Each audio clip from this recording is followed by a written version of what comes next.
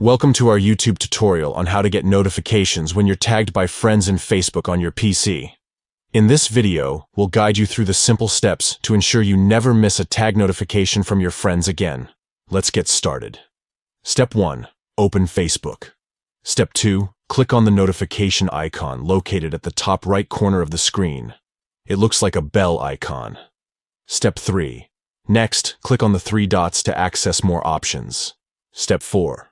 Click on Notification Settings from the drop-down menu. Step 5. In the Notification Settings window, click on Tags to open the tag notification settings. Step 6. Finally, check the option Friends to receive notifications whenever you're tagged by your friends on Facebook. And there you have it. You now know how to get notifications when you're tagged by friends in Facebook on your PC. Stay connected and never miss a tag notification from your friends again. Thank you for watching our tutorial.